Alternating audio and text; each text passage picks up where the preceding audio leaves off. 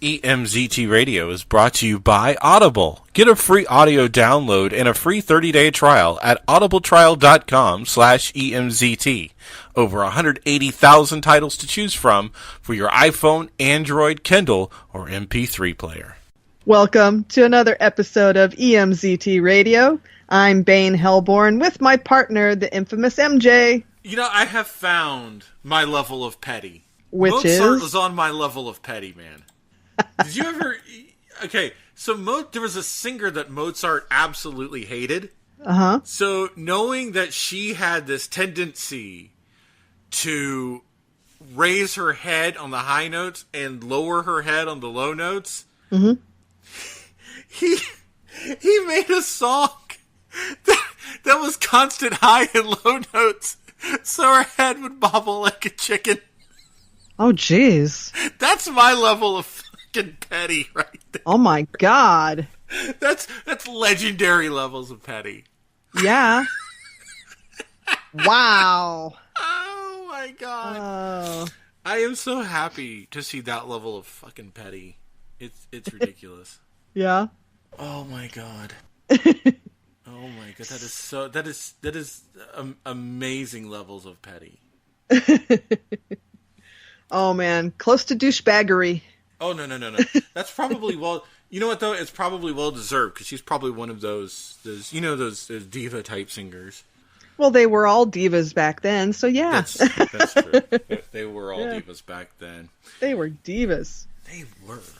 Yeah. How many episodes in are you of You? I'm done. You finished it? I finished it. Wow, what do you think? It's Dexter. It is a Lifetime... I was not aware of it until I actually got really into it, that this was originally a Lifetime series. Isn't that weird? Yeah. And it's everything... And then when I finally saw that it was a Lifetime series, I'm thinking to myself, this is exactly what would happen if they put Dexter on Lifetime. Yeah. It's kind of scary. It is. It's very scary. It's, oh my God. You know, every time I watch these things, it just makes me not want to date anymore. Just forget it. Every time I watch my love life, I don't want to date anymore. So, love you. Oh, man. Just in case she's listening to the podcast. Every time I see something like this, I'm like, you know what? My little toy is just going to be it. Yeah. That's it. I'm done. And this is quickly turning into a Bitches of Horror special. But let me say this right now. Give a shout out to Jasmine and Sarah. I was there during the Bitches of Horror New Year's special when they did it live on Facebook. Oh, I missed it. Oh, I now understand true epicness, because that was... especially near the end, when you could see that the truth serum was completely coming out. Really? Two kinds of alcohol? Two kinds. Nice. Two kinds of alcohol. We even had running bets going on in the chat of who would destroy the light first. Wow. We both ended up wrong. Well, there was a few of us. I think Jeremiah and I ended up wrong, but we were the closest, because we both had money on Sarah, who threatened to do it a couple of times. Oh boy. So, we love them. We love them. Yeah. What can we say? Yes. They are friends of the program. Yes. We have a lot of friends of the program. Yes. And a lot of promotional stuff to deal with. Okay, like what? Like which one? Well, we have our friend Timothy Troy has released the final trailer for Abby. Now, we've talked about this one on a few occasions, and we'll have it linked in the whatever you call those things, the show notes. Mm-hmm. Apparently, I can't describe things today, so I'd be useless on the $100,000 pyramid. Well, it is Monday, so that's when our brains don't work, really. Yeah. Yeah. But yes, he has put out the final trailer for Abby, which will be coming to festivals, actually, in 2019. So that means it might be out in theaters in 2020. Oh, good. Looking forward to that. I want to see this. I really want to see this. I mean, it's very interesting to me, Abby. So check that one out. I got a message from another friend of the program, if you will, Ian Messenger, who sent me some stills for the upcoming sequel to Fireside Tales. Oh. I have seen stills. Oh. So nice. Definitely be on the lookout for that. Once we get some crowdfunding information, we will be passing that along. Yes. Yes. And what else? Those of you who have been following the Tube of You drama scene, if you will, well, it's not really this big of a drama yet. Nightmind and another YouTube channel which I'm a fan of but is not coming to my brain at the moment has been dealing with this alleged kid that's stuck in a cult. It's been on this started out on Reddit, and it's you have to go watch the videos on this. He claims to be stuck in the 12 Nations cult, and a lot of things are starting to come to light about it. And to be honest with you, somebody might not be telling the truth. Somebody on Reddit lied. You think? Yeah. Somebody on Reddit lied. Well, I mean, so there's a little bit of drama in the horror YouTube community. Okay. Going on about that. So I thought I'd bring that up. I mean, you guys check out, and I did post on our Facebook page because I am a Patreon of Nightmind. Oh, nice. Definitely check them out. Maybe throw them a couple bucks. I put up a few things on our Facebook page here today. Obviously, we got Sarah's Patreon up there. And we got another friend of the podcast who, it's not really horror, but it's up our alley. It's D&D. Oh, yes. Our Scottish D&D friends, Penance RPG. You also put them up there. And all of those can be found on the Facebook page. So go check out our Facebook page if you want to give to them. And especially Penance. Because, I mean, you have to listen to Penance RPG, especially the one they're doing now, the campaign they're doing now. There has been so many hilarious deaths and so many hilarious injuries that have been going on because they have had some bad luck with the dice. Oh, jeez. So we've had some fun injuries and some really fun deaths as of late. Wow. Can you give an example? Well, let's just say one of them can cast fireballs and isn't very accurate. Oh, okay. Friendly fire. Yeah, just a little bit. It's already killed one or two companions because of fireballs. Oh. But they're cool. I love listening to them. They get me through my Monday mornings. I sure could use them right now because I'm too fucking frustrated today. The current campaign is called Plummet. Plummet. If you're wondering. So yes, it is a great, they're calling it a Bard's Tale. Of course. Bard's Tale. Yes. And there are actually some perks with this Patreon. I wanted to bring them up because they're really cool people. We interact a lot on Twitter. They actually have perks where you can be an NPC. Oh! And you can actually help write part of a story. Oh, I like that. Yeah, absolutely. So that's Penance RPG. Look for them on Patreon or go to the EMZT page and check them out. I just wanted to bring them up because they're cool. They're really cool people. Like I said, we interact a lot on Twitter. Aw, how nice. Yes, because I'm always laughing at the latest injury or death. Well, our music is going to be getting an addition. I just got the Dead Air soundtrack. Oh yes, I know we've been going back and forth with the Dead Air soundtrack for a little while. Yeah, no, I finally got it. Yeah, it's weird.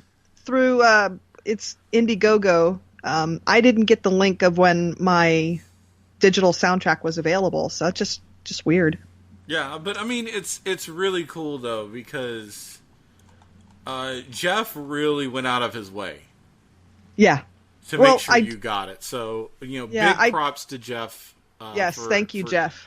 For giving, or for making sure that you got the soundtrack. Yeah, because I did get I ordered the sticker, which they will feature. Well, they're going to feature in their movie. I can't wait for that. I did get the sticker. It's awesome. And I just didn't get the soundtrack. And yeah, but I contacted Jeff through the Indiegogo website, and yeah, he was on it. Woo woo. All right, so there we go. Sorry, I got distracted by a work email. But go ahead. So what else? What else do we got? I did see something on Netflix, which is really cool. What? Evil Genius. Oh, I haven't seen that. Yeah, I saw that too. Evil Genius. Now, I don't know if they're doing this like they're going to take crimes, like if they're going to do full crimes or not, and there'll be the different seasons. But there's 4 episodes of Evil Genius. They're all an hour long. So if you got a couple hours to kill at night, you can get through this. It takes you through. Do you remember in Pennsylvania? This was got to be about 5-6 years ago. There was a guy that robbed a bank, and he had a bomb collar on. Okay. So I don't know if you're familiar with that story or not. No. But the I don't want to say the cops didn't take him seriously with it, but it exploded. It was a pizza delivery guy. Oh, jeez. Ended up with a bomb collar on there. I know some people listening to this podcast are screaming at me, "We know the story." But yeah, he robbed a bank, and then while he was sitting there with the police, it went off. Jesus. So they basically, the 4 episodes deal with the crime and the investigation and then the confessions. Wow. So if you're a true crime fan, this is definitely something to take an evening and watch. Nice. Not with the kids. No. Not with the kids though, because there's a lot of heavy drug usage and all that other fun stuff. Wow. But I would definitely have a look at that. Yeah. And we binged You. Yeah. I liked it. I loved it. It's not going to be the 25-minute shit on Bird Box like last week. I did actually put that in the show promotion that, I basically shit on Bird Box because I was an asshole. Oh, you did. You shit all over it. I really did. I didn't mean to, because there were certain things I liked in it, but there were a lot more things I hated in it. So yeah, sorry, kids. I know. Hey, look. Don't take my word on everything, because I'll tell you the truth. Film critics suck. Yeah, sometimes film critics suck. All right, not the people that judge at festivals. I'm just saying in general, film critics suck. I don't have a Rotten Tomatoes account. I will never have a Rotten Tomatoes account. I don't give 2 flying shits what Rotten Tomatoes says. Oh, I am so sick and damn tired of... I don't know about you, but I've noticed that in all the fucking commercials now for movies, or Rotten Tomatoes score. Go fuck yourself with your Rotten Tomatoes score, okay? But they are... I'm serious when I say this. Rotten Tomatoes, go fuck yourself. You pretentious fucking website. I hate you. I don't give a flying shit about your ratings. Sometimes they're wrong quite a bit, but sometimes they agree with what we think. Yeah, well, but most times they're fucking wrong. Yeah. I mean, but see, that's the whole thing, and it goes back to our fucking society of, well, Rotten Tomatoes didn't like it, I'm not gonna like it. Go fucking see the movie anyways. If you want to go fucking see it, don't let a bunch of assholes on the internet tell you something. Don't let the 2 biggest horror assholes there are tell you. Right. Don't let us sway you into not seeing it. I mean, if you like Bird Box, tell me. You could even message me. Go fuck yourself. I like Bird Box.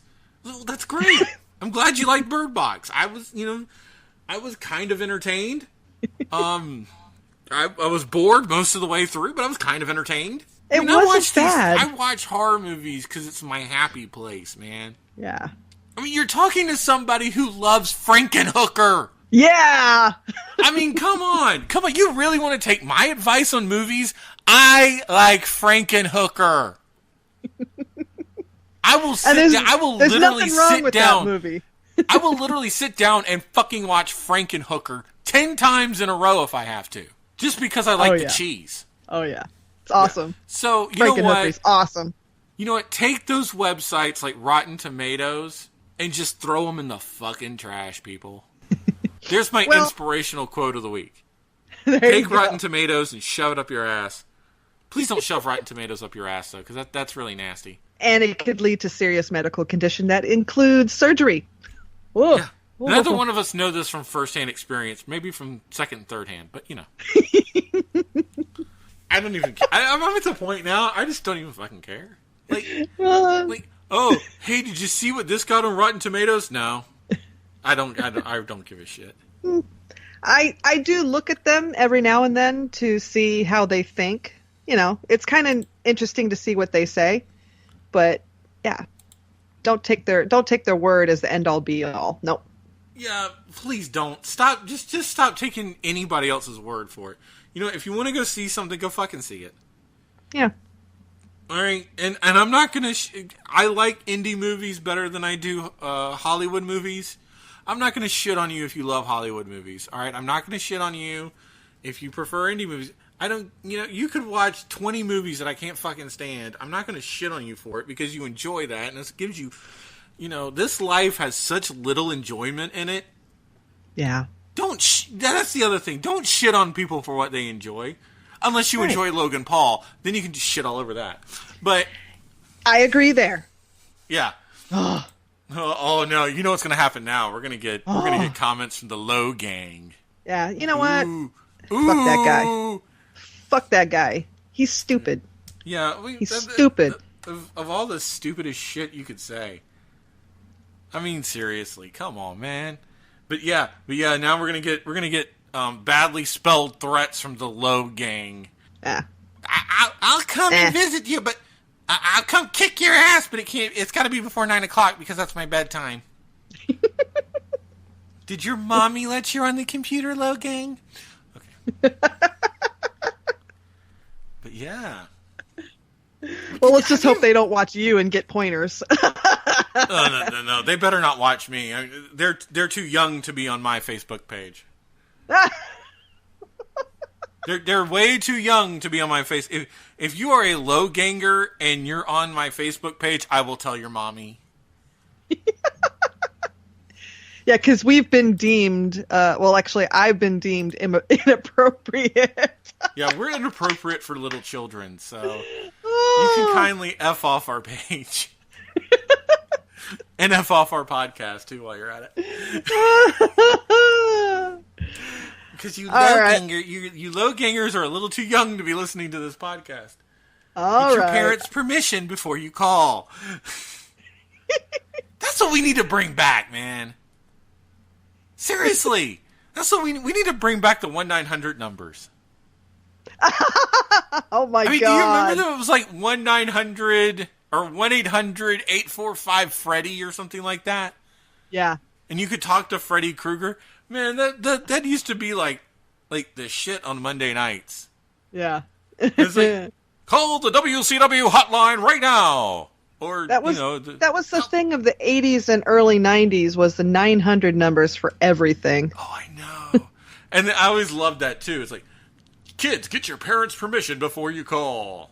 Wait, yeah. I'm not getting my parents' permission before I do a damn thing. Well, because what was it? Wasn't it like $2.99 or $3.99 a minute? Oh yeah, it was. Yeah. I mean, you think, all these stories about kids racking up like thousands of dollars in charges on Fortnite. Do you really think that's a new thing? No. Oh, no. No, it's very old stuff. It's called racking up. It's called racking up a $2,000 phone bill just because you wanted a birthday greeting from Freddy Krueger. Right. Okay, it was really $150, but you get my point. Which at the time was so worth it.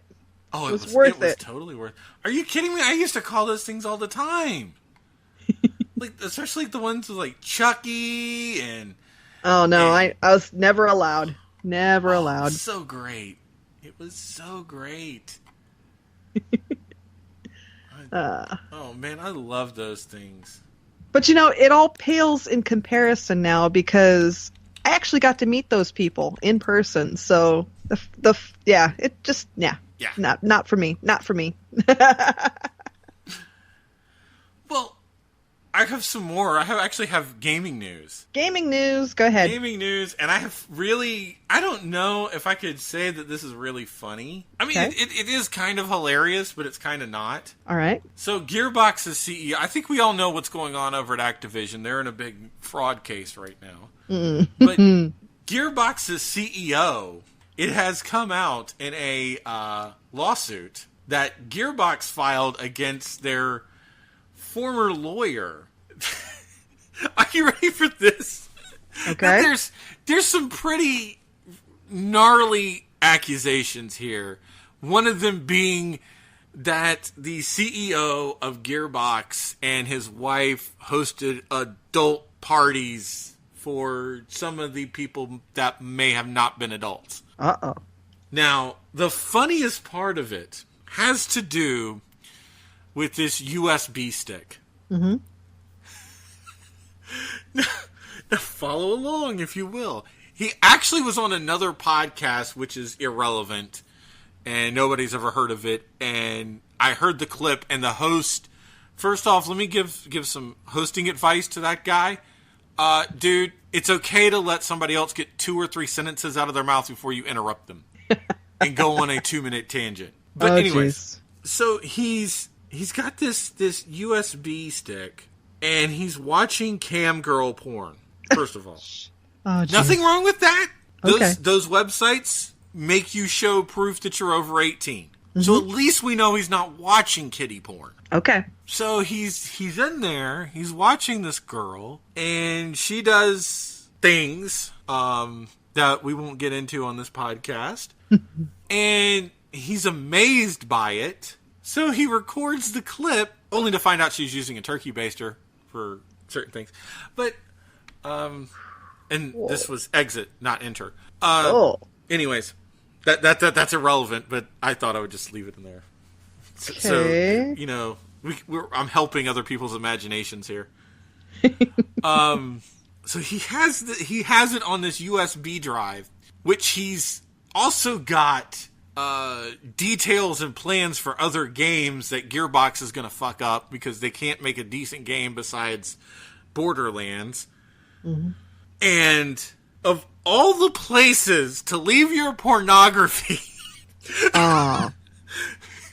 medieval times. Oh man, what?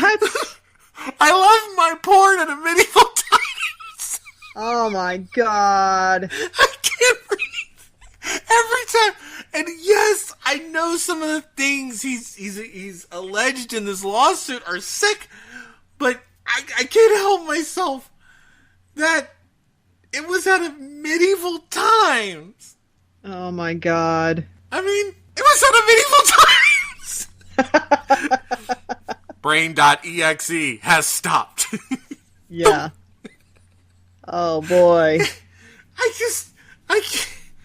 What are you doing taking your porn to medieval times? Yeah. That's stupid. I have tried in vain for the last 2 days to wrap my fucking head around that one little tidbit. And yes, like I said, I understand. Some of the things that are being accused in this lawsuit are pretty awful. And if they're true, he's a piece of shit and he deserves to go to prison. Okay, let me just be 10,000% clear on this. That if some of the things that have been alleged in this lawsuit are true, Randy Pitchford, who's Gearbox's CEO, is a fucking pile of dog shit and deserves to go to prison and get done to him what child molesters in prison get done. I'll just say that right now. But wow. It's just to me fucking hilarious that you would leave anything. What are you doing? First off, what are you doing with a USB drive at medieval times? Did you just leave it in your fucking pocket? Yeah, what the hell? And the other question would be, why the hell did you take it out of your pocket then? Yeah, are you watching it? Were they watching it on the laptop they brought?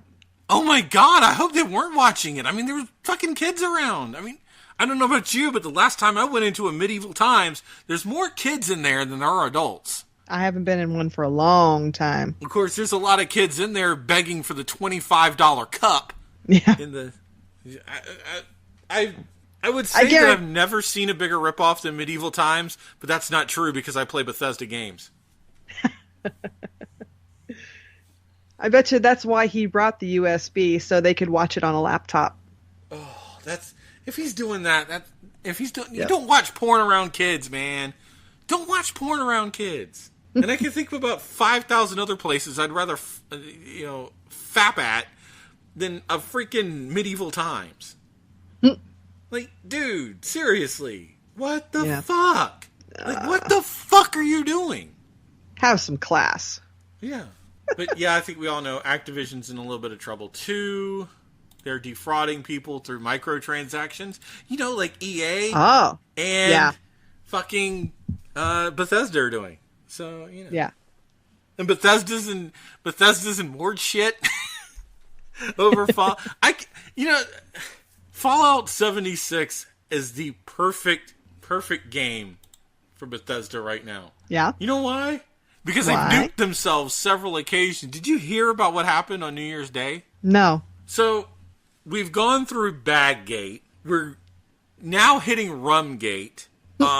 We went through the part of Baggate was the data dump, the accidental data dump. And if you ordered a nylon bag, you got accidentally doxxed by Bethesda. Really? Now we have Keygate. Okay, what's that? And DevGate. We got simultaneous idiocracies going on at the same time because now, on New Year's Day, they lost all the nuclear keys in the game. Oh, shit. Because, okay, let me explain to everybody. To keep the game fair, which I agree with on this, they reset all the nuclear launch codes. Okay. So, if you're not aware by now, the end game of Fallout 76 is you find all of these codes, and you go to this silo, and you nuke a place. Okay. And then, you get infinitely tougher opposition. All right. Now, each week, to make the game fair for everybody, they reset the launch codes. And they reset the keys. Okay. They reset the launch codes and the keys. They just forgot to put them in the fucking game for about 3 days. Oh, well, that's frustrating. So now we have the keys situation going on, and then we have the developer room situation, which is absolutely hilarious. So, as you know, you and I both know very well, we love single player games. We are big time in the save player one movement. Yep. Because we're both old. Let's just be honest. And we don't like you damn whippersnappers coming in and beating us when you're half our freaking age. Yeah. Or a quarter of it. Yeah, a quarter of our age. we don't. I think that's why neither one of us play Fortnite. No, it's because everybody else plays it. Who fucking cares? Yeah, I know. But anyways. So, we are big time into single player games. And what's the one thing they've got that you can access through console commands is called a developer room. Uh-huh. Now, this is where they put assets that they haven't either finished, or they're testing out, or they're about to go in the game, and they're just there, Mm-hmm. Right. Well, some people may or may not have found the way into the developer room, and it may or may not be Bethesda's fault. Uh-oh. By the way, also, if you go into the dev room, you're going to get banned. Really? Yes. Unless you, and here's the thing, and they've even found an exploit around this. So apparently, you can make like a little fake account or temporary account. Mm-hmm. Go into the developer room, get all the crap out of the developer room, pass it along to somebody else or to another one of your characters, and your temporary account gets banned, your other account doesn't, and you have all the weapons that's in the developer room. Oh, shit. Oh. This is Bethesda. How in the living fuck did they put out one of the greatest games of all time? Pure luck? This is. But do you want to know what's funny about this? What? They're still using the same fucking game engine. Oh, yes, that's right. They're using the same game engine from the third fucking Skyrim. They haven't changed it. That's right. Yeah. There's been no changes since the third Skyrim, which was what, 15 years ago? At least. Holy shit, Bethesda, really? You haven't changed your source code in 13 years or 15 years? But a 6-year-old could exploit it right now. Mm-hmm. No wonder why everybody's going to Minecraft. Still going to Minecraft. Yep. Do you have Minecraft? I actually don't. Oh. I was thinking about getting it, and I might get it for the gaming computer, but It's really relaxing. I have it. We have it because that's Boom Doom's favorite game. yeah. Well, I'm just... And there's all these new updates that came out that we talked about a couple of episodes ago. Mm-hmm. It's really fun. Nice. Yeah. But here's my thing, though. I have more fun playing on Roblox than I do Fallout 76. Oh my God, Roblox! Don't get me started about Roblox. Yeah. I should be making videos of Boom Doom playing Roblox. We should. You know what? That should be coming to the EMCT channel. Is Roblox Let's Plays? Okay. I'm gonna have to start videoing Boom Doom while he plays Roblox. It's fucking hilarious. I'll take care of the indie horror games. You just take care of the Roblox. There you go. And but it's more fun than Fallout 76 right now. What happened? There was an incident the other day. Oh no, he was playing Fear. I'm sorry. That the neighbors thought my sister was beating him because he kept screaming, "Mommy, no! Mommy, no!" Because the game Fear scared him so bad. Oh, damn. He was heard down the street. This boy has lungs. I'm telling you. He needs to be put in a horror movie. He has the lungs for it. I actually found a horror game that made me jump. Which one? Call of Cthulhu. Oh, I haven't played that yet. There's we talked about some jump scares in it. Yeah. Good jump scares. I like good jump scares. Yeah. So... when we were watching Fear, there was quite a bunch of shit going on in there. I mean, it's freaky. Freaky Friday. Freaky. It was freaky, and it was always in the dark, and shit's going on, coming up behind you or comes right down in front of you. It's just, yeah, frustrating. Wow. Yeah. Anyway, do we have anything else? I don't think so. I think we should get into some music because it's been, we've spent almost an hour. What? Okay, 30 something minutes. Okay, yeah, music time. Music time. Music time.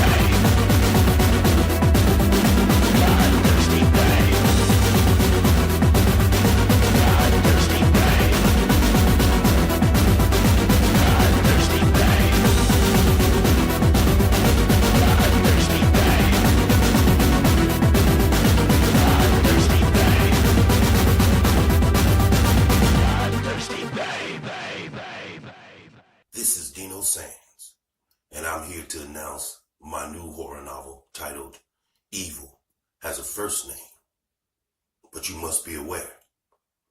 When good and evil are culpable, when the world is a Elysium of false-talk spirits that disagree to agree, when a just name can cradle your body in fear, there is no salvation for your soul. Now you will all know that evil has a first name. Available on Amazon, print, and Kindle.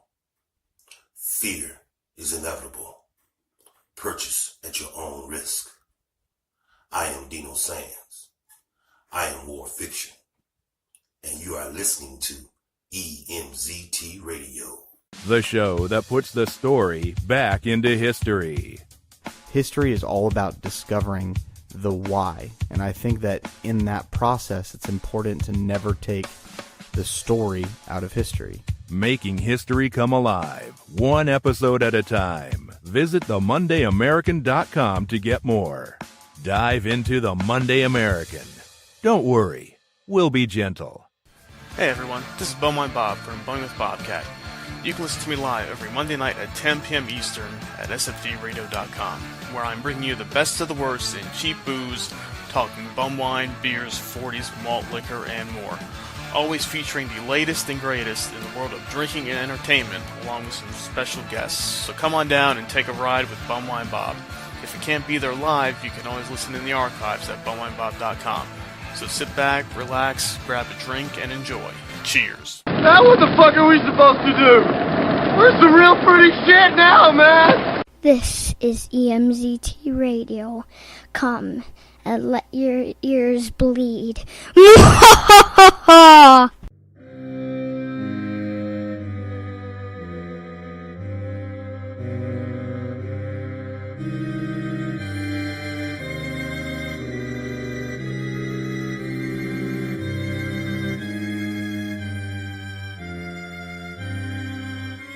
The Poker Game, an EMZT original by Matt Jordan. I used to gamble. Hell, I was one of the best. I even made it to the final table of the World Series of Poker once. Every year, my buddies and I would hit Vegas. It would only be for a week or so, but the only thing we ever saw was the inside of a casino. I was usually found at the poker or the blackjack tables, spending a few thousand per hand. The last time I paid for anything in Vegas, that was the first time we went. Since then, everything's been comped. But I'm not a sucker. I knew that my gambling losses would essentially pay for everything. And yeah, about 2 or 3 days in, I'd mindlessly give one of my buddies a couple grand to go bet on a basketball game or football game or something. But yeah, gambling was kind of a way of life. As much as I love to gamble, though, I never let it control my life. My bills were always paid. My family always had food. I was never in doubt of losing my job. I gambled for the same reason people drink or play video games. The thrill of it just relaxed me. Friday nights, there was always poker nights with the boys. Nothing big, just, 4 guys and some bourbon. Saturdays would find me on the computer playing online poker. Again, nothing usually big, but, if I was feeling saucy, I'd throw in a big bet. I was well known on a few of the big poker sites.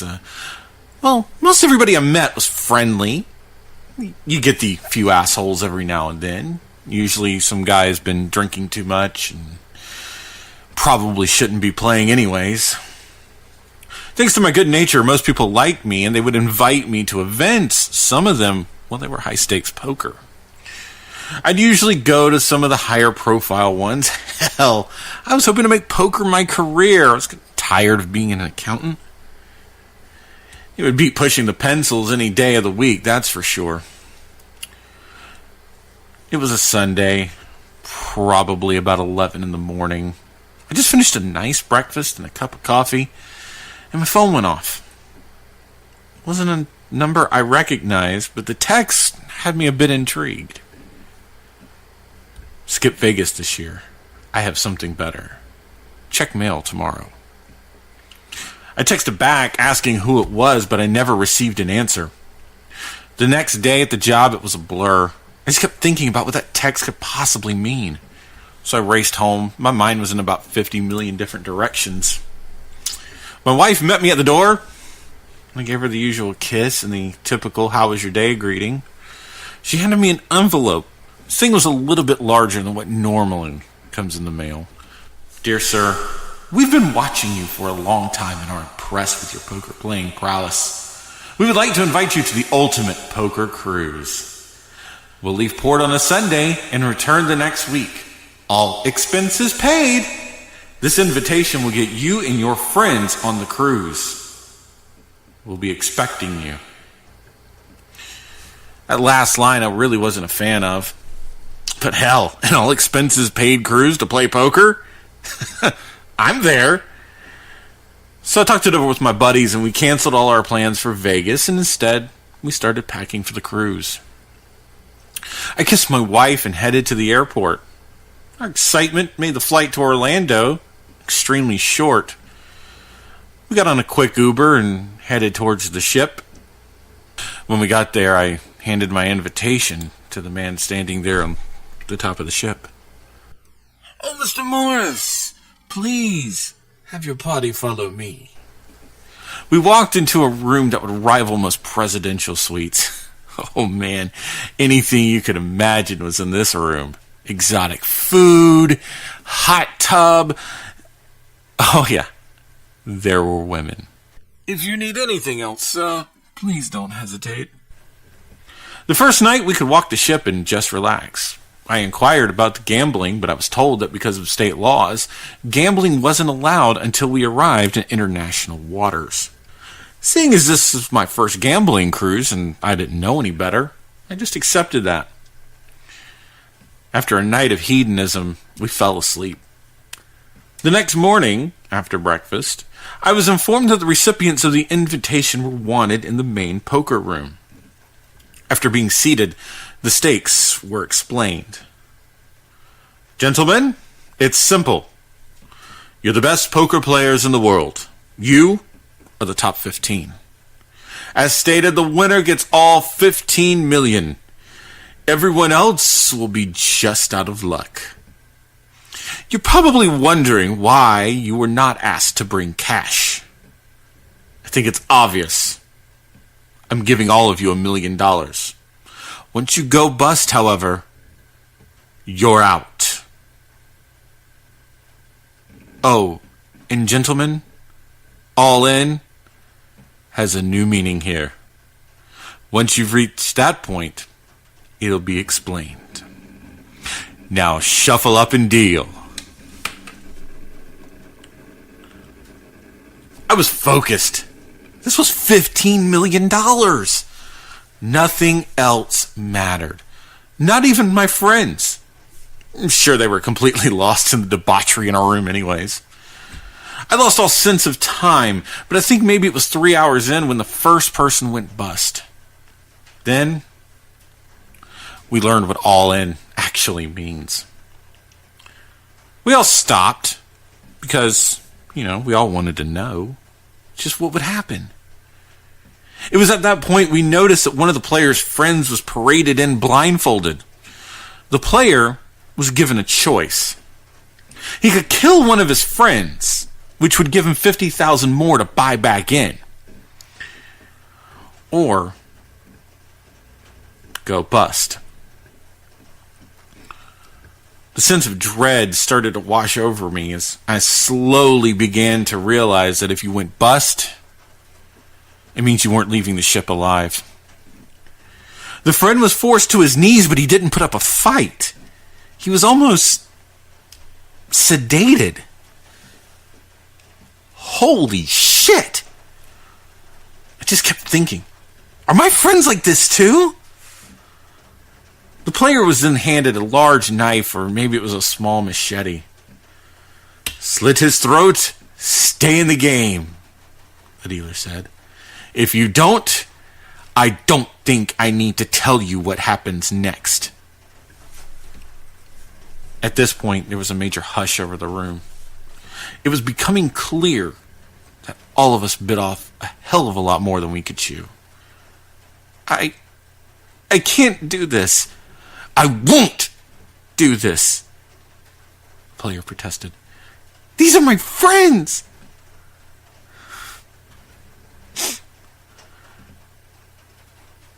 You won't get away with this. It was at that point the rest of his friends were marched in the room, and the game master made sure we paid attention to what happened next. Let this be an example. All the players' friends were on their knees, partly sedated, but the more I thought about it, maybe they seemed like they were in a trance. Their hands stretched outwards, each received a knife, and the 4 friends surrounded the player. They took turns stabbing him, each thrust almost putting them in a bloodlust of sorts. Once the player was dead, then they turned on each other, and each of them mindlessly stabbed each other to death. Now, we all started looking around, because we knew there was no escape. Everyone's playing to win. Some were even taking shortcuts. If a dealer noticed, though, that someone was trying to cheat, that player's friends were summoned in the room, no question, and they were murdered in the same style as the first person. In the quiet moments of gathering ourselves, you could hear the splash of what we assumed were the bodies being tossed overboard. The first day ended and we were all sent back to our rooms. The walk back seemed forever, and I was shaking the whole way. I honestly was ready for my friends to murder me the second I opened the door. I took a big breath and I walked in. To my amazement, my friends seemed, well, normal. I sat quietly observing them for a little while just to see if there was anything unusual about their behavior.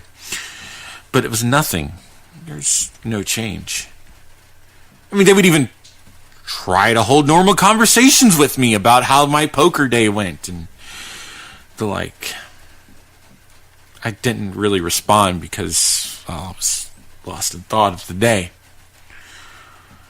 But it was at dinner that I first noticed something was not right. You see, there were 2 tables when it comes to the buffet. One was for us, the gamblers. The other one was for our friends. Oh, our buffet was amazing. Anything you can think of was on this buffet. Shrimp, seafood, steaks, just... It was amazing. It was almost like Caesar's Palace. But then I noticed the other table just had meat. And it was raw meat. My friends were with the others. And it seemed like they were almost fighting over who got what. So we all sat down at the table and I was eating. My friend Lawrence looked over at me and just kept insisting that I tried this. It was the greatest he's ever had. After a couple minutes of him pestering me, and me getting over the fear of what it could possibly even be, I took a bite. It was gamey. It was nothing that I had ever tasted before, and I just didn't feel right biting into it. I asked him what it was, and he said without hesitation, "This is the best human I've ever had." Lawrence, you never have had human before. Then it hit me. I was right about the splash. They were throwing the bodies overboard after they were taking the meat off the bones. It was hard to stomach the rest of dinner, but I forced myself to eat because I needed the energy for the next day. Sleeping was extremely rough, knowing what I did know, but I forced myself. And I kept telling myself, if they kill me in my sleep, then so be it.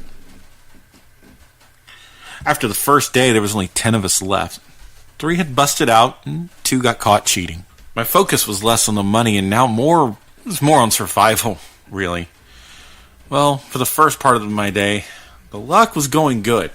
As much as I didn't want to see it, I almost busted out a couple of players. But, as luck would have it, things took a turn later in the afternoon.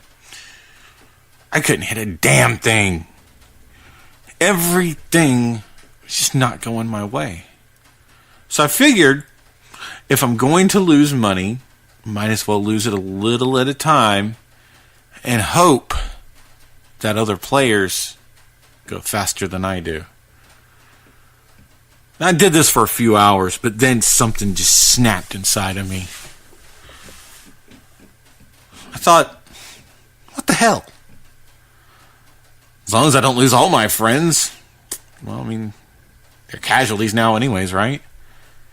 I'd have a better shot fighting off 3 of them than 4. So I decided it was time to take more chances at betting. First, I worked. I was intimidating people. I guess they figured it would be better to lose a little and just fold than to play me. Then another player went bust. And for the first time, someone gained $50,000 for killing their friend. And it's a sight I could never get used to, no matter how many times it happened that day. And believe me, it happened a lot. Day 3 on the ship saw 2 more players not make it. The whole thing was just making me sick. I could barely eat again. Dinner was mostly thinking about how the hell to get off the ship. I snuck around the best I could, but we were too high up to jump. And then I found out we have no lifeboats. Everything I thought that would work, they apparently thought of that as well. Back to bed, though, and I just kept telling myself, play the game. Maybe some of us can survive the next 3 days. They'd let us live. Day 4. Day 5. At day 6, my friends were gone, and so were the girls. Holy shit. This is it. I'm going to die. The panic sets in as I walk to the poker room, but I exhale to see my friends standing on stage. But yes, they were still in that trance. At least I knew I wasn't going to die. Yet. We all sat at the table. Chips in front of us as usual. I had a small lead going into day 6, so it was the safest of all 3. But then the game master spoke.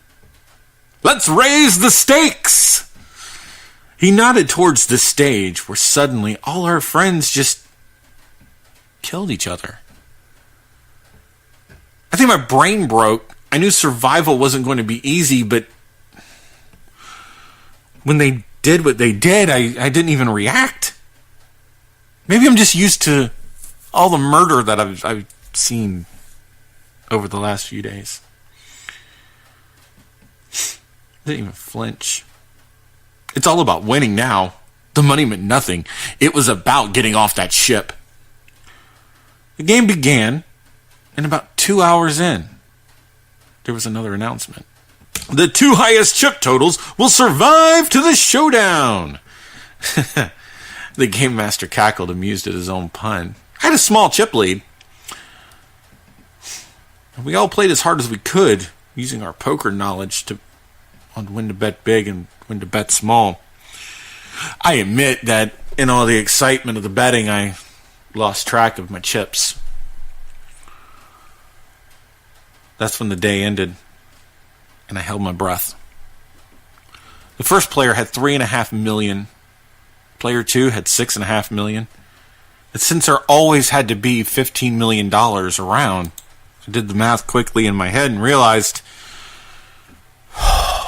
safe. I have the other $4 million.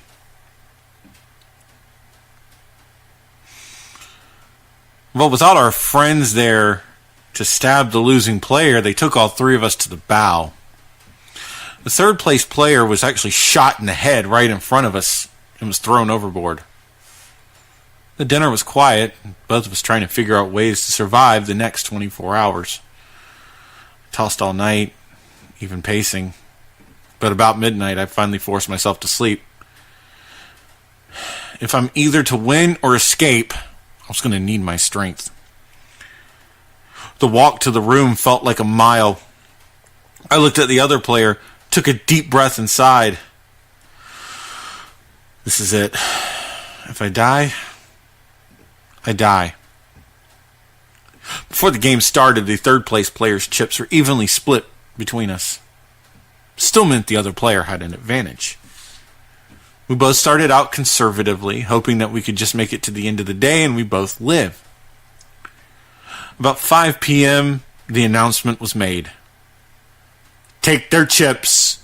This is the last hand, and there must be a winner. Everyone that was involved with the cruise entered the room, with the exception of the captain, of course. First 2 cards were dealt.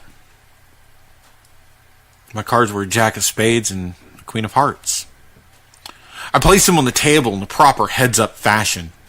His cards, well, they were a King of Diamonds and a 6 of Clubs. A smile almost cracked my face because I knew I'm starting out with the better hand. Then the flop. 6 of Diamonds. Shit. The turn.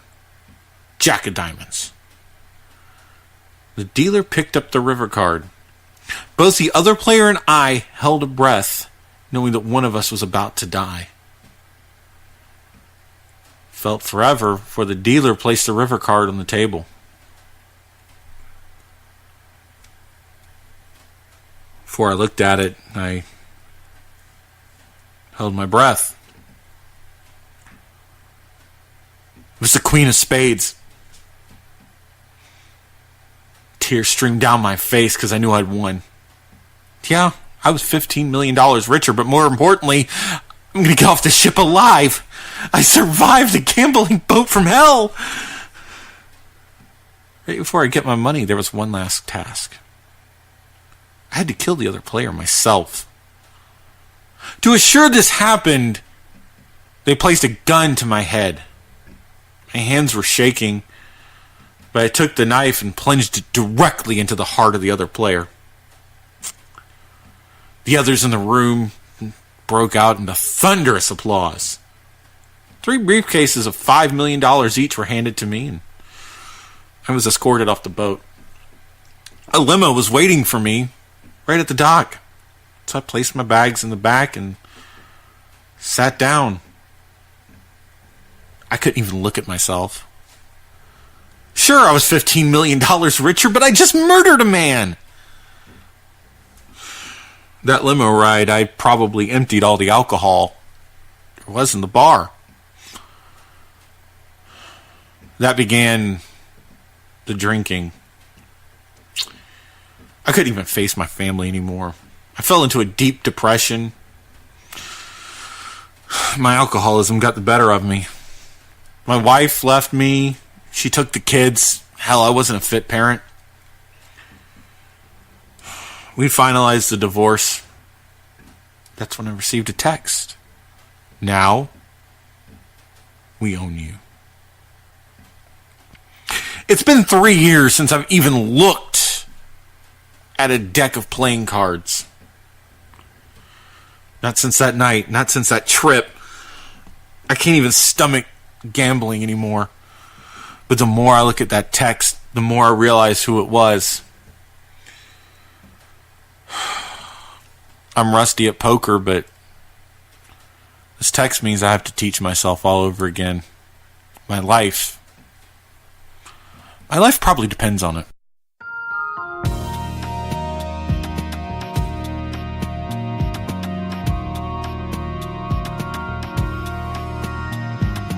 We are night,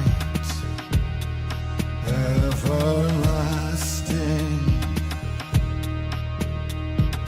decadent and divine. Creation's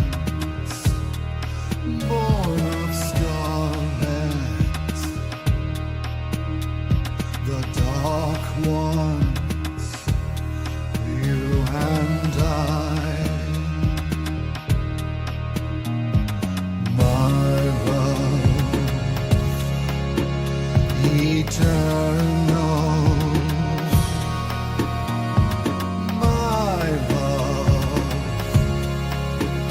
eternal. I succumb to your beauty,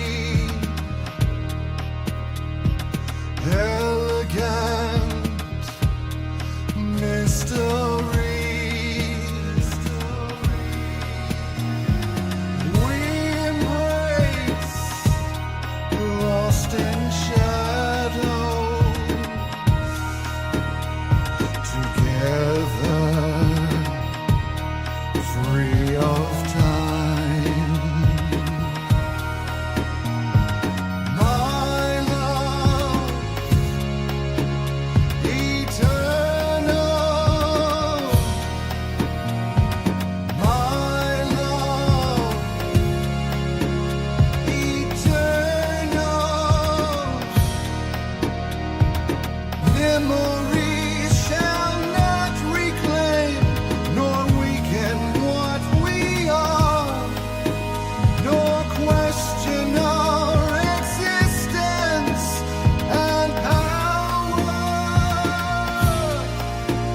Our power.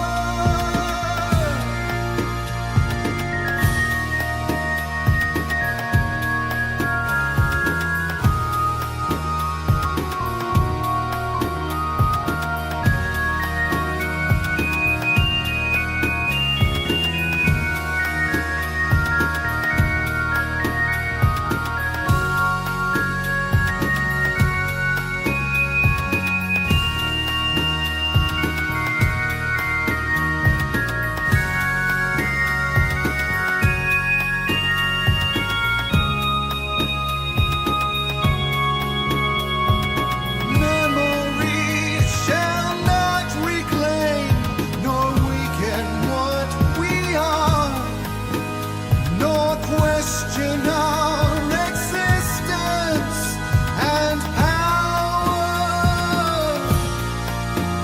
Our power. We are night, everlasting, decadent and divine. Creations born of scarlet, the dark ones, you and I. My love, eternal. My love, eternal. My love, eternal. My love, eternal.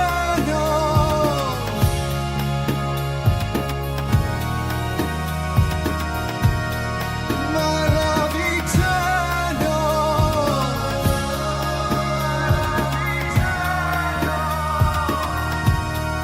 My love,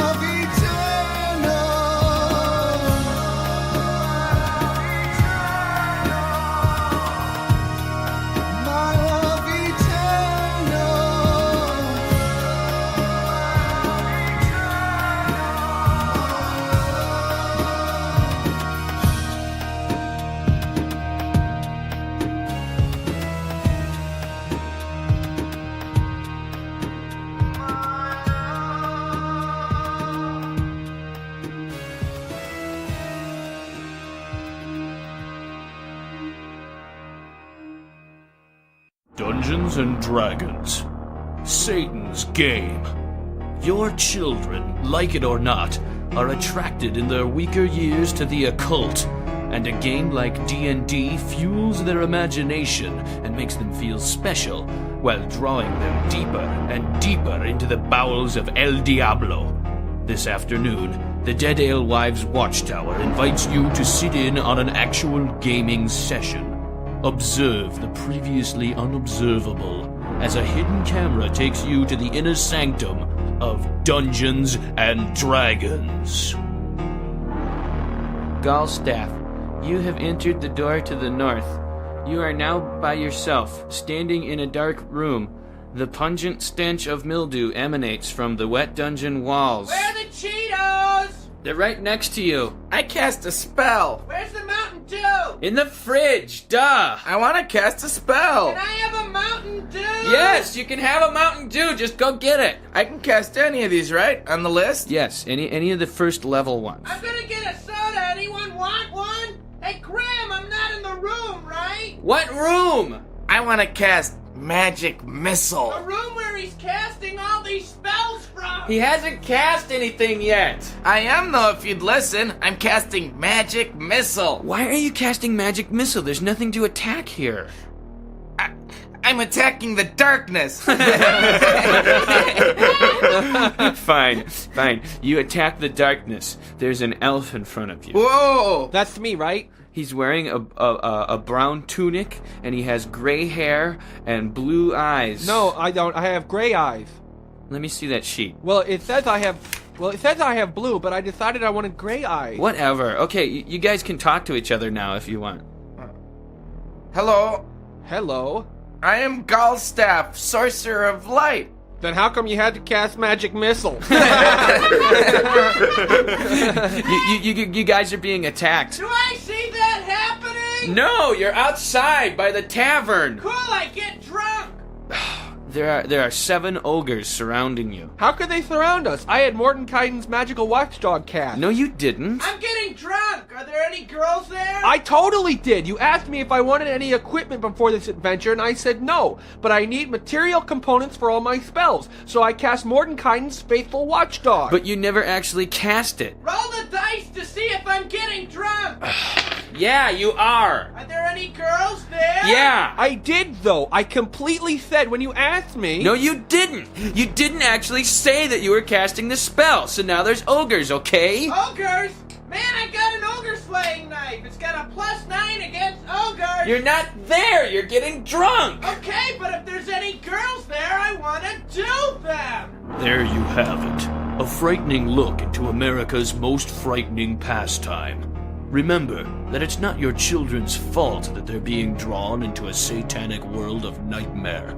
It's their gym teacher's fault for making them feel outcast when they couldn't do one single pull-up.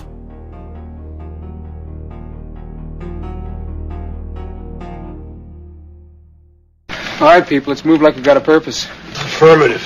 Affirmative. Chronicity, a state of prolonged duration, recurrent, habitual, chronic. A new miniseries on chronic pain and illness by your friends Matt and Phil from Semi-Intellectual Musings. We go beyond medical diagnosis to explore the often forgotten political, social, and personal sides. You'll hear stories from extraordinary people overcoming extraordinary challenges. Authors, entrepreneurs, volunteers, coaches, and caregivers. They are so much more than their diagnoses, yet each have found ways to persevere. You'll also hear some familiar voices from the indie podcast community, showing that art, creativity, and passion are possible while living in chronicity. These stories and more, starting April 1st at thesim.podbean.com. Hi everybody, Miss Starling here for Starling's All-American Lamb Chops. Have you thought about dinner tonight? I know I have. Usually, it's some cow, there's some chicken, and some pig roaming around somewhere. Well, have you thought about lamb?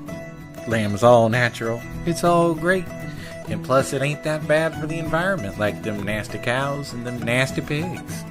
Starling's All-American Lamb Chops, made right here in our farms in West Virginia. And you can't get any better grass-fed lamb than what you see in the stores. Just remember, it's got to have the name Starling written on it for it to be high quality. That's right. We only ship the highest quality lamb meat all around these great United States. God bless America. I sure do love it. It's that Starling's All-American Lamb Chops. It's guaranteed to make you scream for more. Pete! Pete! Why don't we just go up? No, don't go up there. Why not? Because A, he might be one of them, and B, he might still be annoyed.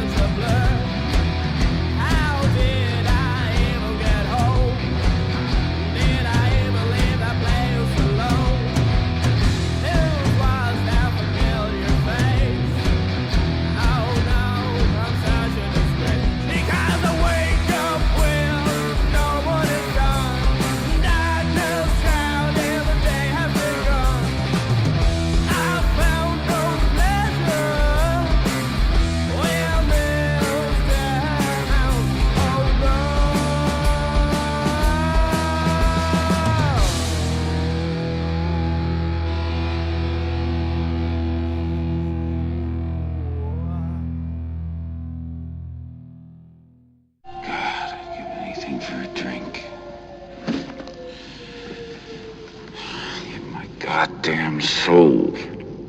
Just a glass of beer. You are listening to EMZT Radio. Come and let your ears bleed. The Horror Gaming Report brought to you by ThatTechShop.com. Head over right now to ThatTechShop.com and type in the code EMZT at checkout for 20% off of all items for PC, PlayStation 4, and Xbox. From GameRevolution.com, asymmetric multiplayer horror games are brilliantly reinventing the entire horror genre. Alien Isolation might be one of the scariest games of this generation, with its intelligent xenomorph that stalks you around an increasingly unstable space station.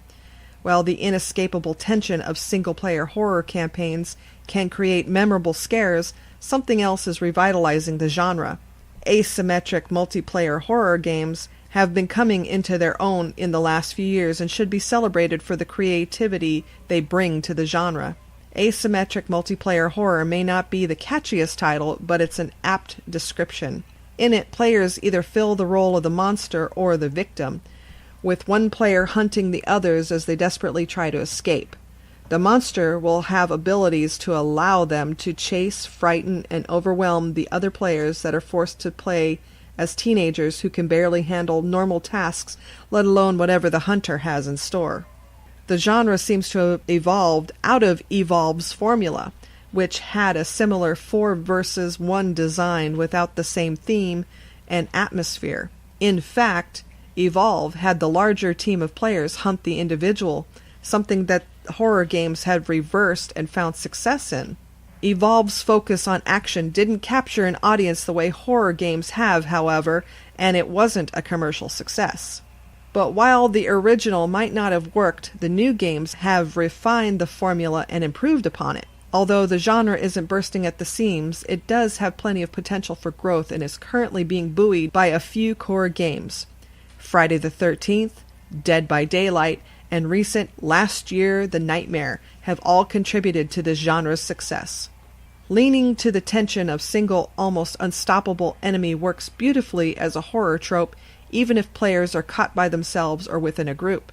Rather than attempting to create a lengthy single-player experience that has to be perfectly balanced in order to avoid exhausting or boring the player, asymmetric multiplayer horror games strip away the story for short, intense matches. Most rounds only last 10 or so minutes, which means the game can condense its thrills into a shorter time span. This condensed playtime also means that the genre is becoming popular with players who don't always have the time to sink into a long campaign, especially if the single-player game doesn't allow you to save whenever you like. The emotionally driven tension of the genre also makes it prime for streamers, which is yet another way these games help the genre grow. Developers have to create a genuinely scary antagonist that knows how to strike fear within the player. Alien Isolation was celebrated for its xenomorph that seemingly behaved intelligently, stalking and learning as the player desperately fought it off over the course of the game. But instead of taking it all the time, it would make an enemy that smart. Asymmetric multiplayer horror games enlist a player to do it for them. With a human-controlled foe, the player can more easily anticipate their poor victims. A player can easily devise ambushes, surprises, and remain unpredictable to the hunted, which is something AI still struggles to do reliably. Likewise, there's no way for the hunted to cheese an encounter with another human because they're not working off a script, which makes it an improvisational game of cat and mouse. Horror games have always had this tactical element as well, with players planning routes and attempting to think their way out of danger. And that can ramp up the fear as players take on the role of the monster they're playing. Some players have a tendency to go out of their way in an attempt to scare the other players, not just to win because it is fun to frighten them. Darting past windows as Jason in Friday the 13th, appearing at one door only to move around and enter another in Dead by Daylight, or to simply stand and watch them in Last Year The Nightmare is a hoot. These benefits also work in reverse, too. While an AI enemy might struggle to recognize and effectively counter the hunted player's behavior, a human can more easily understand a real person's intentions and work proactively against them. In most of the games, players will have several objectives that they can try to complete in order to escape, and part of the strategic side of playing the monster is working out which route they are taking and doing everything you can to stop them. While Battle Royale might be the genre on everybody's lips, the asymmetric multiplayer horror genre is proving its worth. It's not getting the same attention from the industry or the media, but it is still incredibly popular and deserves to be even more popular because of its inventive premise.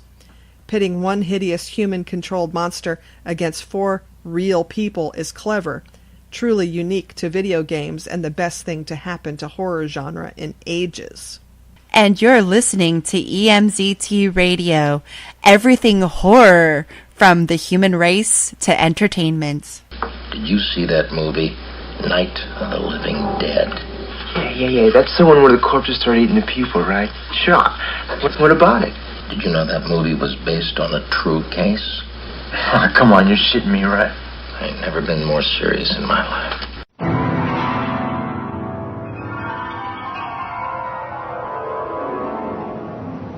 In the dream, you are falling, lost in the listening distance, as dark locks in.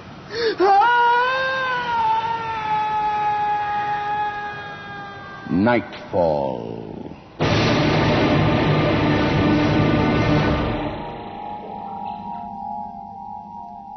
Good evening. Tonight we would request your attendance at a formal ball given to honor the most important guest of all.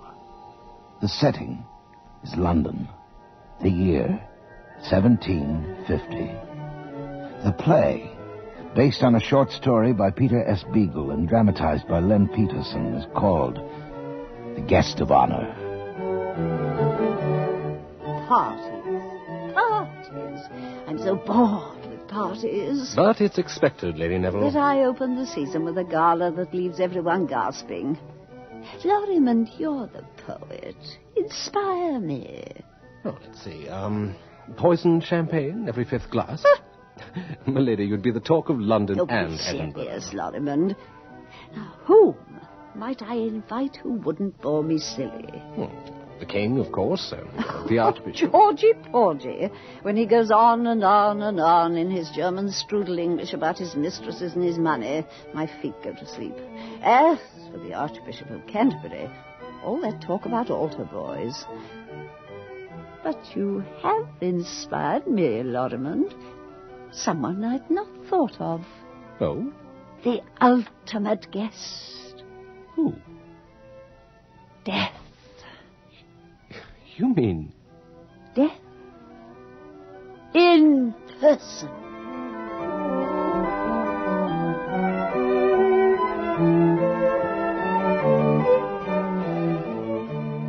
It would never have occurred to me.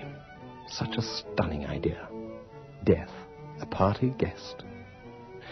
Why not? At Lady Neville's next grand ball. Since her husband died, her life increasingly has been devoted to parties and balls. The leading lords of England, all eager to be invited. She's the wisest and wittiest woman in all London, Lady Neville. And I, David Lorrimond, her personal secretary and poet laureate. What a brilliant combination. Strike the king off my list, Lorrimond. His Majesty off. As you wish. Struck off. And his queen. Caroline? Oh, that royal Teutonic wit. Boring. Ecclesiastical wit. Off the list as well. The Archbishop of Canterbury? All archbishops. And bishops. It should improve the general level of dancing. And no George Frederick Handel. No Handel on the harpsichord? Playing for his supper? Oh, his music's marvellous, but I doze. My dear Flora, this is beyond my comprehension, this break with... Ask your wisest friends if this is not rash. Inconceivable. Summon them!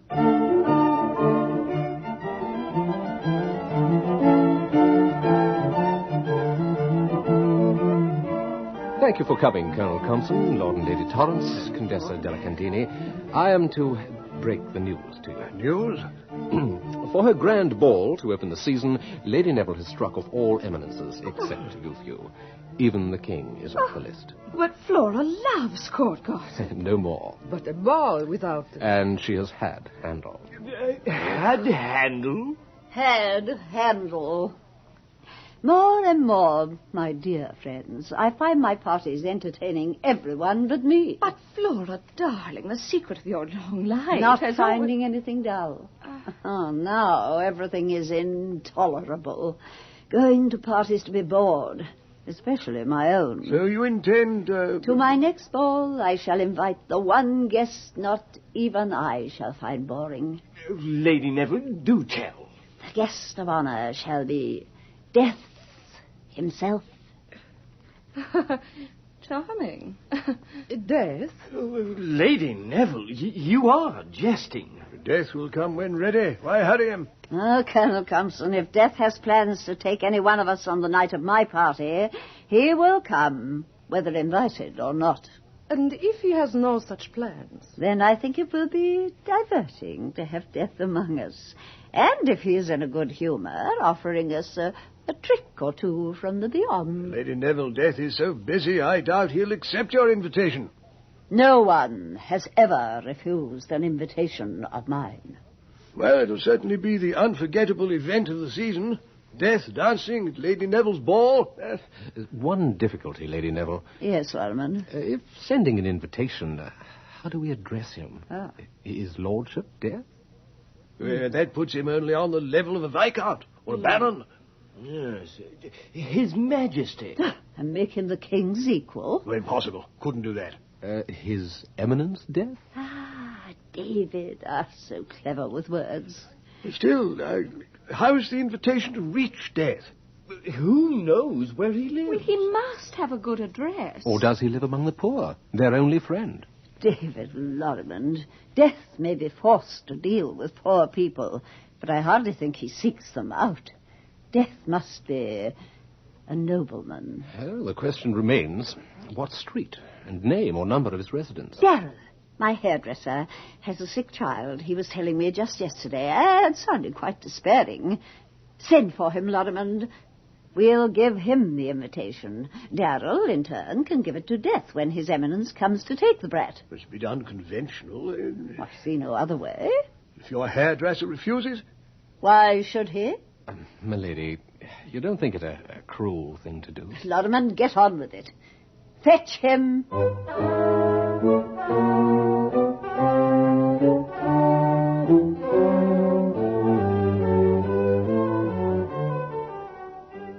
No fuss. Darrell, the hairdresser, comes as bidden. Sir, Lady Neville's wanting me? Yes. Come in. But, I'm not to do her hair? No. Hair of a guest, then? Not a guest. I don't do servants' hair. These scissors and pins never touch but ladies' tresses. She out to test me, sir, scheming to give me a scullery maid to dolly up, and when I does, out I goes? No, Darrell, no. Something missing? A valuable? I wouldn't touch a valuable. Lorimer, you tracked him down. Darrell, how is your son? Billy? Poorly, ma'am. Well, when Death comes for him, will you please give him this invitation? Death? Lady Neville? Well, you are expecting him, aren't you? At home? Yes, ma'am. Well, why the surprised look? Take the invitation, give it to him. And it's RSVP, mind you get a reply. This is all, ma'am? Yes, all. But highly important to me. I'll, see to it, ma'am. Lorrimond, I was right, as usual. He's happy to do it.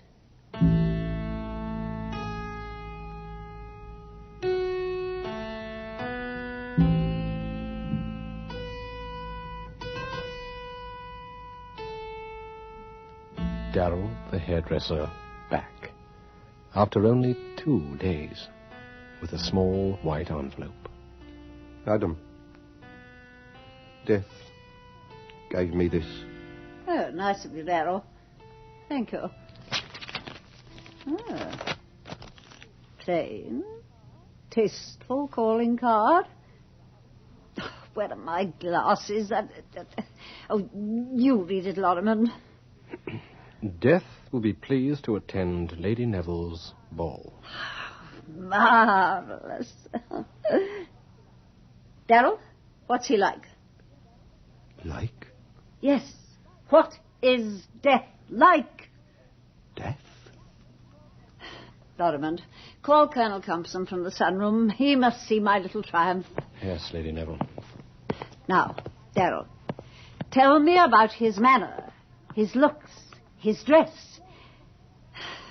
Death.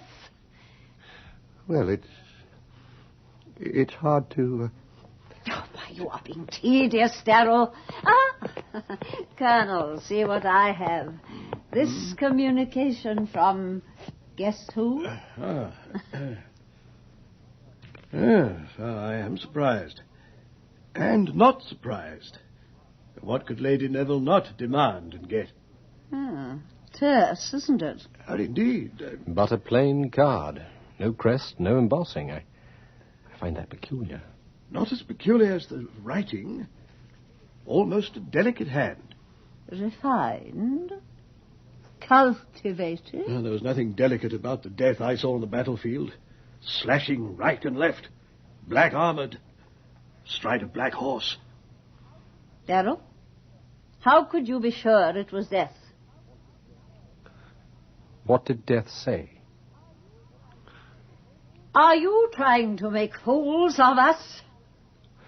My little son. Lorimer, call the footman. But, my lady... Take this insolent fellow, give him a sound whipping, and throw him out into the street. Lady Neville, the poor man lost his son not an hour ago. And he must learn that I am not to be trifled with.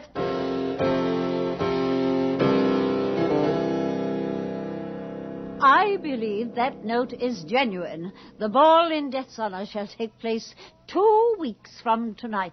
Let Death come as Death pleases. But, as a skeleton... I am less frightened of Death and less certain of its form than I was.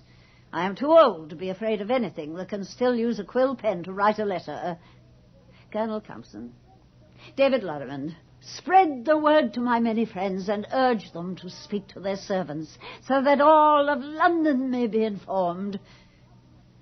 On this one night, no one in the world will die, for Death will be dancing at Lady Neville's ball.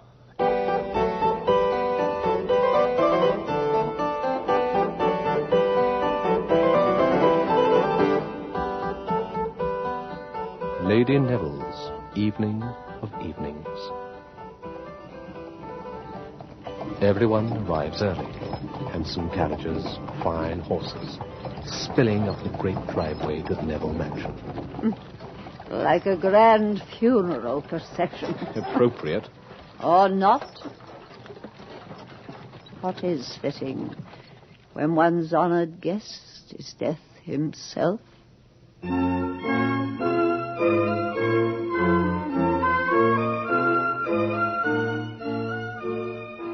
Finest musicians in London.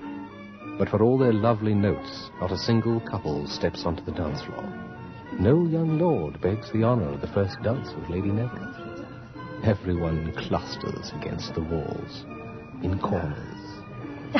Why have they come to my party if they're afraid? I will die sooner than anyone here, but I'm not afraid.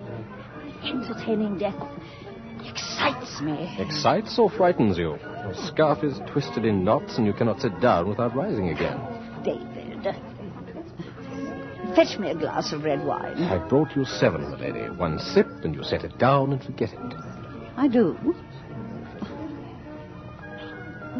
Where is... Death? Where indeed? Far from punctual, I'm afraid. Death will not arrive until midnight. I feel it.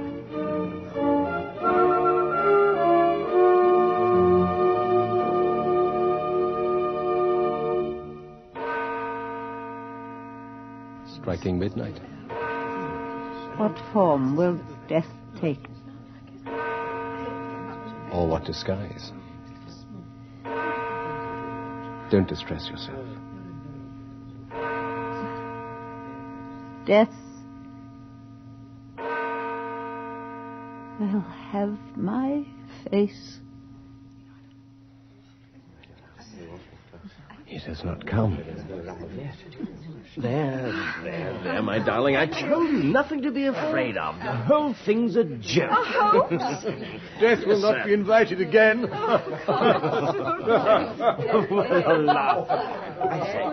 Lorimer, I am ruined. I wanted to give a ball so grand that those not invited would be publicly shamed. But how could I want to shame even their majesties? This humiliation is my reward. No. I am ruined, and I deserve it. For my spite. Don't think that.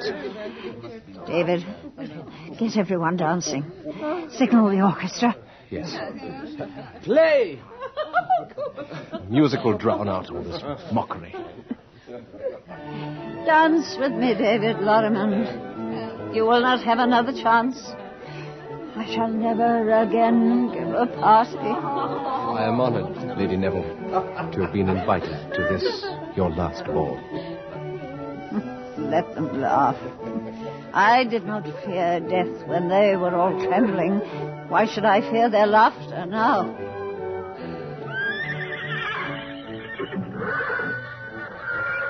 What's that? And this cool chill suddenly through the house. Am I late? Oh, I am so sorry.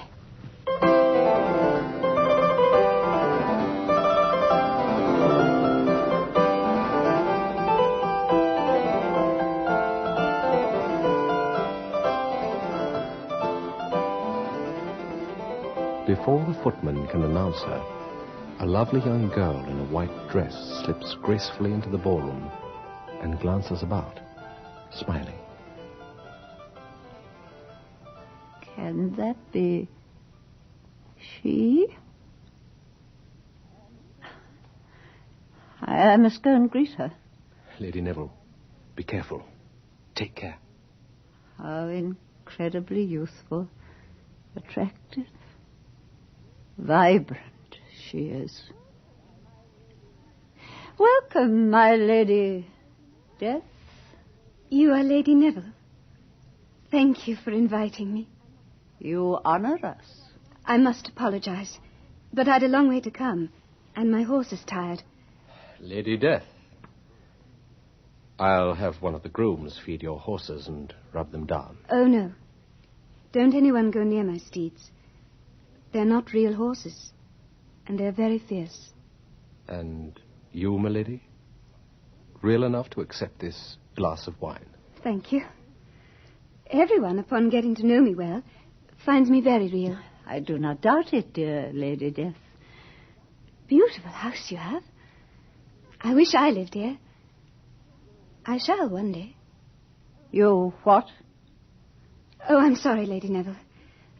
I'm cruel without wishing to be. I'm not used to this kind of hospitality. And I do stupid things. Please forgive me. You have said nothing untoward.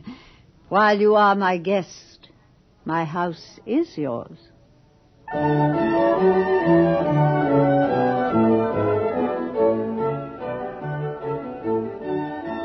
Oh, what lovely music.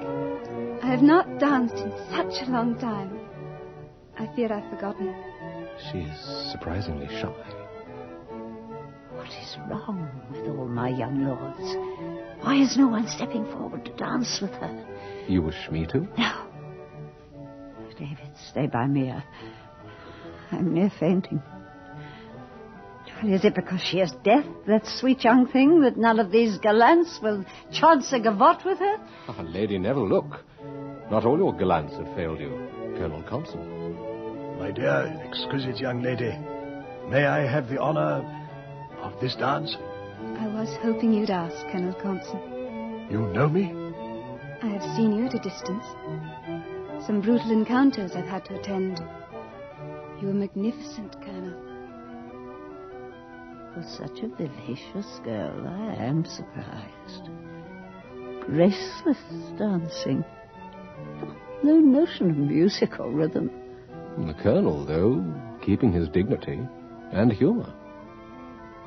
But his eyes. Look at his eyes. Oh, Lord. Glazed with fear. Still, I have never seen him dance so well. Inspires his lovely lady into flowing with him. Yes.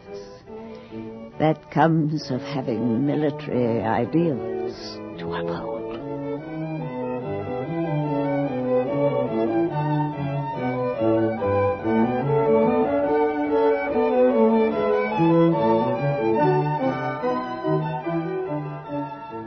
Little by little, other couples overcome their fear and slip hurriedly onto the floor when death has her back to them. But no brave gallant tries to relieve Colonel Compson of his beautiful partner. Ah, I'm getting the feel of the music now. You are. If it is true... Yes? That I saw you at some of those bloody battles, how can you have changed so? How can you be now so lovely? I thought that among so many handsome people here tonight, it would be better to be beautiful. Ah. I was afraid of frightening everyone, spoiling the party. Well, most of your guests, Lady Neville, thought you would be ugly. But you, David, knew she would be beautiful. The musicians play on and on. Lady Neville dances with everyone except Death's captive, Colonel Compson. And now, no woman at the ball dances better than Death herself. They're jealous of Death. Passionately. I am not jealous of her in the least, and not afraid of her. Who will not talk of this night for years to come?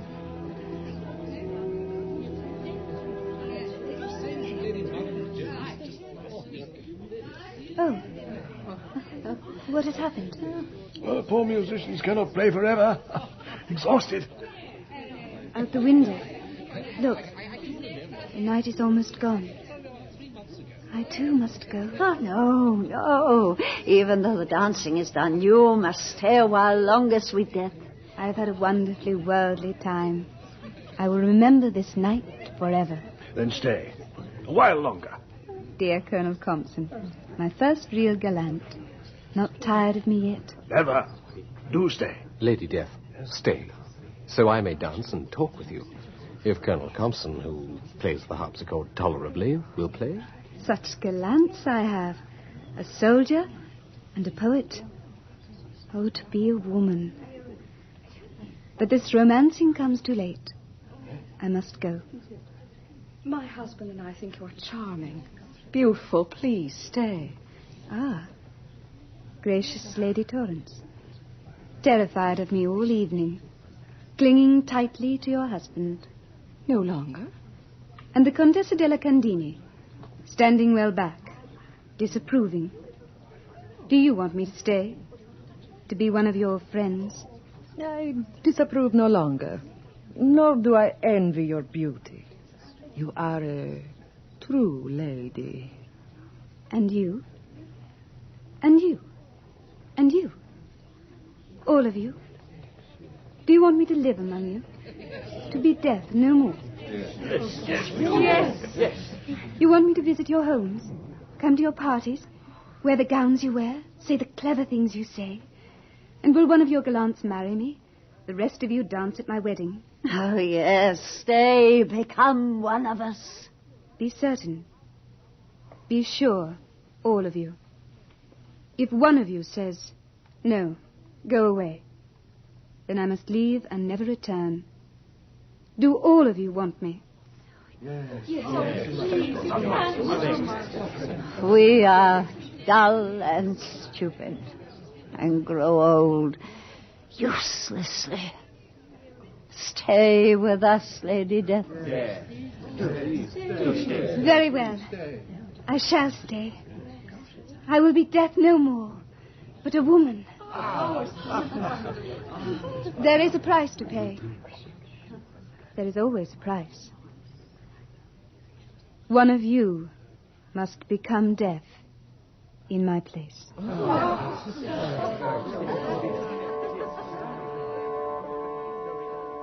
There must forever be death in the world. Will anyone choose, any of you, willingly, to be Death in my place, so that I might be a woman? No one will offer? Then I must choose. And that is just, for that's how I became Death. I never wanted to be this phantom. It makes me so happy that you want me to become worldly, mortal, a woman. I've searched a long time for people fond of me. Now I have only to choose someone to replace me, and it is done. The Contessa della Candini. Me? Me? No, Death's vocation is beyond you. And not Colonel Compson, of His Majesty's Household Cavalry. Too kind to become Death. The task, too cruel to him. The Colonel himself wants to die so badly. Lady Death, must you be so shrewd, so cautious?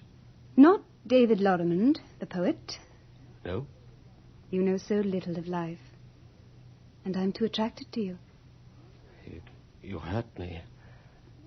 And quicken me. Lord and Lady Torrance. You care too much for each other to take pride in being Death. You are less capricious, my lady, than we thought. I was far from your age, Lady Neville, when I became Death. What must it be like to be your age eventually? I have been this old mortal far too long. Lady Neville, the ideal one. I choose Lady Neville. I am honored. But is there no one more worthy? No one. No one so weary of being a human. No one who knows better how meaningless it is to be alive. No one else, certainly not here, with the power to treat life, the life of your hairdresser's child, say, as the meaningless thing it is. Death has a heart, but so empty.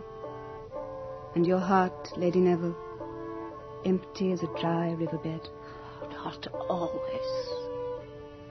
But yes, since widowhood. You will be content as Death, more than I. For I was very young when I became Death. Still life-hungry. But you are aged and close to the end. Death comes toward Lady Neville, lightly, her deep eyes wide and full of the morning's red sun. Everyone else moves back. Lady Neville, pale, thin hands clenched, watches Death come toward her with graceful, dancing steps. Lady Neville, we must kiss each other. That is the way I became Death. Quickly. Quickly. Oh, I cannot wait to be alive again. You may not like it after a while. Perhaps not. I'll not be as beautiful as I am. And people will not love me as they do now. But I will be a loved and loving woman. For a while. Then die as humans die. I have done my penance. What penance? What was it you did? Why did you become Death? I don't remember. And you too will forget. In time. Lady Death is smaller, slighter than Lady Neville, and so much younger. Perhaps like a daughter Lady Neville never had. Death lifts her head to kiss the old lady's cheek. You will still be beautiful when I am ugly. Be kind to me then. I promise. Lady Neville's last human act. With dry, cracked lips, she kisses the soft, sweet-smelling cheek of young Lady Death.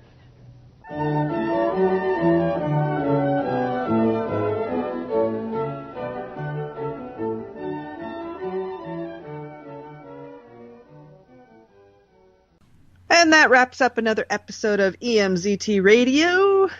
I want to, before we go, I want to bring something up to you. Because I found this story, I still listen to Coast to Coast. Nice. It's not the same without Art Bell, obviously, but, George Murray does a good job.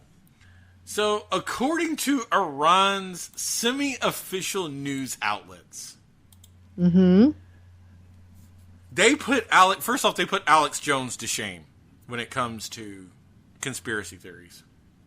Right. But here is probably one of the greatest conspiracy theories of all time. All right.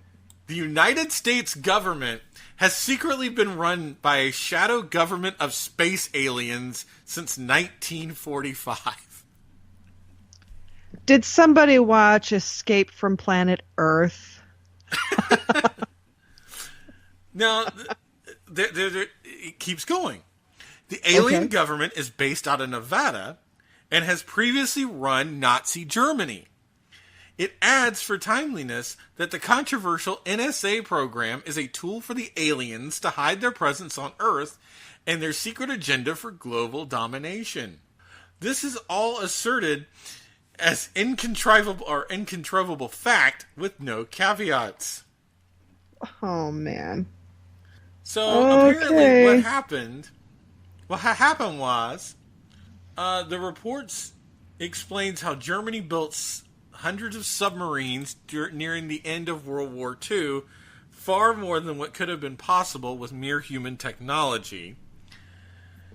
It does not explain why aliens with access to interstellar travel built subs that were so grossly incapable against the British Navy, or why all-powerful extraterrestrials were unable to help the Nazis resist an invasion of Allied forces that mere cavemen relative to their own technology. In any case, after losing the war, there will be a link to this from the this is on Coast to Coast, but there's a link to a Washington Post story. We'll link to the Washington Post story. Oh my God! In any case, after losing the war, the aliens apparently installed themselves as the secret force behind the United States government. It goes on to say that President Obama is a tool of the aliens, though anti-alien factions within the U.S. government are fighting to topple him. I wonder what side Trump is on.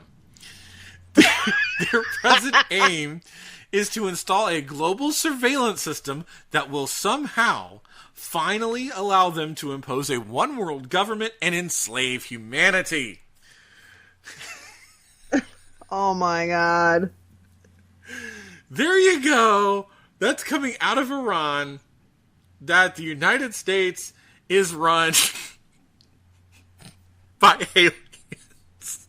All right, somebody got a good dose of shit in their water. Don't get me wrong. The prospect of aliens fascinates me, and I hope that one day we will see extraterrestrial life that won't wipe us off the planet. But I just find that's just a little too inconceivable. Oh my God! For me, even for me, that's hilarious. But then, what if it's true? Yeah, then what if it's true? Then we're all screwed. We're kind of fucked. Well, here's the other thing, though. If the aliens in the government are that powerful, why would there still be anti-alien factions of the government? To offset the whole alien takeover. To kind of like illusion of choice. Yes. Yeah, illusion. Okay, illusion. I can buy that for $1. Yes. Illusion of choice. Yeah. To make it seem that there is a choice. Oh, yeah. Oh, yeah. So I wonder what these this part of this anti-alien faction would be. You would have to think Trump is part of that anti-alien faction, then, right?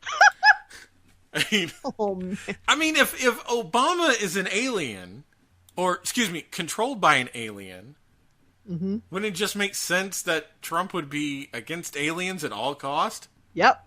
Maybe that's what it is. Maybe that's what it is. Maybe that's why Trump was elected, to protect us from the aliens.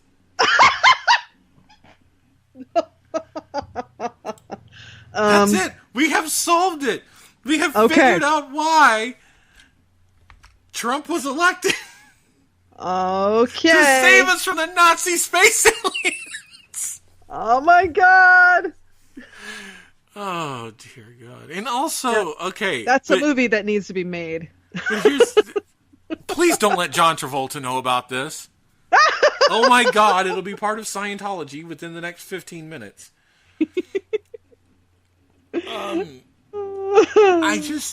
just sitting here reading it, and I'm just like, really?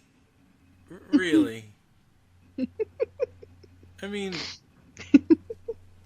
wow. Oh my God. Is that natural high, or did they slipped something in their food? Yeah. Oh, fuck. I don't know, but again, that's all I can say is, if the aliens are that powerful, then how have they been so inept this entire time? The illusion. There you go. There's still the illusion factor. Just like, okay, so like a rope-a-dope, maybe? Uh-huh. Well, and this is one hell of a rope-a-dope. I mean, it's been going on for almost 100 years. Well, gotta keep the masses under control. I don't know if I could pretend to be that stupid for that long. To gain the public trust and lower their guard? Oh, hell yeah. It'd be worth the wait. I'm still on the believing that there's a... I'm not going to get into that. Although it is one of my favorite conspiracy theories that actually it is a war, the demonic angelic war has already begun inside the government. Oh, now that would be a good story to write. That would be a fun story to write. Yeah. But anyways, I thought I would run that by you just because it's hilarious to me. Oh my God. This is the fun we get. And that's one of the reasons why I still listen to Coast to Coast. It's interesting. Other than, if that's the case, then the bomb needs to be dropped down. Earth needs to be blown up. That's it.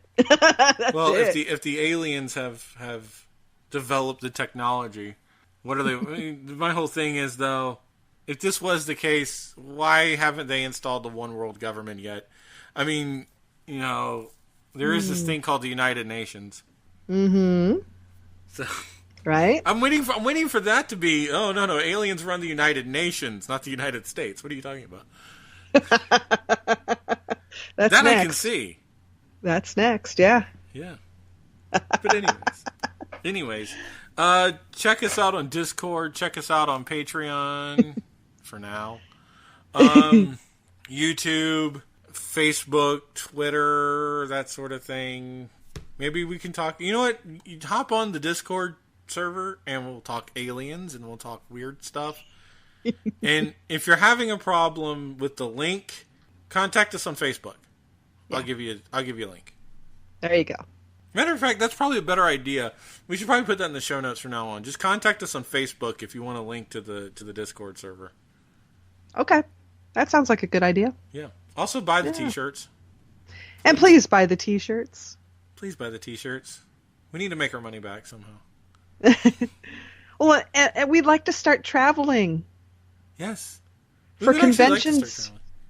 So we can do conventions and whatnot. Yeah. I know. So we can all end up in Sweden and drunk and with Sarah and Jasmine taking probably blackmail-worthy pictures of us. Or it could be vice versa. Who knows? Or vice versa. Or there'd be another party that would get the whole video of all of us together. No, Jeremiah. No.